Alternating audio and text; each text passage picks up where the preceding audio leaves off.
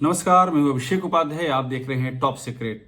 महाकुंभ में कितनी भगदड़ हुई और कितनी मौतें हुई, ये प्रश्न लगातार अनुत्तरित है।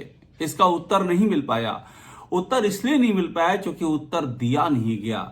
योगी सरकार ने नहीं बताया कि कुल कितनी मौतें हुई हैं, वास्तविक संख्या नहीं बताई।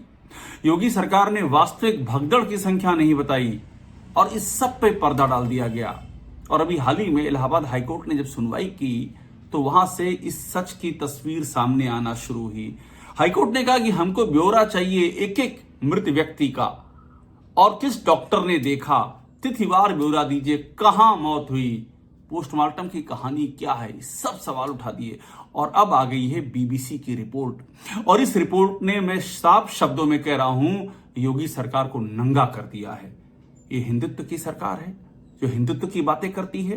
योगी आदित्यनाथ खुद को हिंदू हृदय सम्राट के तौर पर प्रोजेक्ट करते हैं, और उनकी सरकार में आप ये सोच करके तंग रह जाएंगे, आपके पैरों तले जमीन खिसक जाएगी, या हो सकता है ना खिसके, क्योंकि आपको इस बात का अंदाजा हो कि यहां पर हिंदुओं के अपने स्वजनों की मौत छिपाई गई है, उनकी मौत को रफा दफा किया गया है। ये हिंदू कौन? जो महाकुंभ में आस्था के महासागर में स्नान करने आए थे, जिन्हें बताया गया था 144 साल बाद ऐसा महाकुंभ का सुंदर सुयोग बना है, तो ये उसमें धन्य होने आए थे स्नान करके। अपने खुद का, अपनी पीढ़ियों का, सबका उद्धार करने वहां पर आए थे। और इनके साथ में जो किया गया है, जो अब तस्वीरें सामने आ रही हैं, वो हृदय विदारक है। और वो जो हिंदुत्व की बात करते हैं, उनके प्रचार तंत्र के माथे पर कलंक है, और ये कलंक कभी नहीं मिटने वाला है। अब मैं कहानी बताता हूं। बीबीसी ने अपनी रिपोर्ट में पाया कि योगी सरकार तो कह रही है कि 37 मौतें हुई महाकुंभ की भगदड़ में। पहले 30 कहा, करते करते संख्या 37 पहुंची, और कहा कि हमने 25 लाख का सबको मुआवजा दे दिया। लेकिन जब बीबीसी ने पड़ताल करनी शुरू की तो उसको 26 ऐसी मौतों के बारे में पता चला जिनको की गिना ही नहीं गया महाकुंभ की भगदड़ में। और इन 26 मौतों के साथ आप सोच सकते हैं योगी सरकार ने क्या किया। योगी सरकार की पुलिस ने 5-5 लाख रुपए कैश दिए, कैश, ये लो 5 लाख रुपए कैश, और लिख करके दो कि अचानक ही तबीयत बिगड़ने से मौत हो गई, अचानक तबीयत बिगड़ी, ये भगदड़ में नहीं मारे गए, ये हुआ है। और वो जो 5-5 लाख रुपए दिए हैं ना पुलिस ने, तस्वीरें हैं लोगों के पास वीडियो हैं, पुलिस 5-5 लाख रुपए कैश देती हुई दिख रही है। कहां से आई नोटों के बंडल? 1 करोड़ 30 लाख रुपया कहां से आया, कैसे बांटा गया?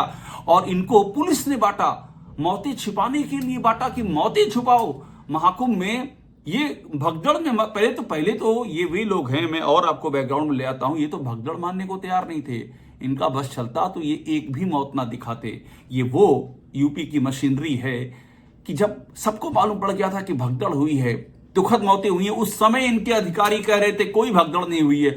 ऑन रिकॉर्ड ये चला है, इसे कोई इंकार नहीं कर सकता है। वो तो प्रधानमंत्री नरेंद्र मोदी ने बाकायदा लिख दिया कि जो इस भगदड़ में नहीं रहे उनको मेरी श्रद्धांजलि। उसके बाद जाकर के आंखें खुली योगी सरकार की, तब जाके मानना शुरू किया कि हाँ भगदड़ हुई है, और उसके बाद लग गए कि संख्या घटाई जाए। एक भगदड़ की बात कही, 4 भगदड़ का सबूत मिला है बीबीसी की रिपोर्ट ने। और आप याद कीजिए उस दौरान जब महाकुंभ चल रहा था, उस समय कितने रिपोर्टरों ने कितनी जगहों से भगदड़ों की बाकायदा सबूत दिए थे, यहां भगदड़ है, बयान थे, गवाही थी, तस्वीरें थी, लेकिन योगी सरकार ने नहीं स्वीकार किया तो नहीं स्वीकार किया। जो पत्रकार पोस्टमार्टम हाउस की तरफ गए सच पता करने, लाठियां तक चली हैं, उनको ढकिया गया, ढकेला गया, सारी दुर्गत कर दी गई उनकी कि ये छुपा लो, मौतें छुपा लो। किसी तरह से ये हिंदुत्व की सरकार कर रही थी। अब मैं आपको बताता हूं कि बीबीसी की इस रिपोर्ट में और क्या क्या बातें कही गई हैं। बीबीसी की इस रिपोर्ट में 3 कैटेगरी के लोगों का जिक्र है जो महाकुंभ की इस भगदड़ में मारे गए। पहली कैटेगरी में 37 लोग जिनको की योगी सरकार ने माना, लेकिन सूची नहीं जारी की उनकी, और उनको 25 लाख का मुआवजा दे दिया। बीबीसी के संवाददाता उन 25 लाख पाने वाले उन 27 परिवारों के घर पहुंचे, उनकी तस्वीर जारी कर दी, बीबीसी ने वो लिस्ट जारी कर दी। और इसके बाद नंबर 2, 26 ऐसे लोग जिनको गिना नहीं गया, जिनको कहा गया 5 लाख रुपए कैश देकर के लिख दें, अचानक तबीयत बिगड़ी। आप सोचिए 26 लोगों में सबकी अचानक तबीयत बिगड़ी और अचानक वो नहीं रह गए, और 5 लाख रुपया देकर के रफा दफा कर दिया गया। और 19 ऐसे लोग मिले हैं जिनको 5 लाख भी नहीं मिले, जिनके पास सबूत हैं, तस्वीरें हैं। महाकुंभ की भगदड़ में जब मृत्यु हुई उनके परिजनों की, उसकी वीडियो हैं, फोटोग्राफ हैं, उसके पास पोस्टमार्टम रिपोर्ट हैं, सब कुछ है। हर चीज संकेत देती है कि उसी भगदड़ में मरे हैं, गवाहियां हैं। उनको कुछ भी नहीं मिला और उनको वहां से रफा दफा कर दिया गया।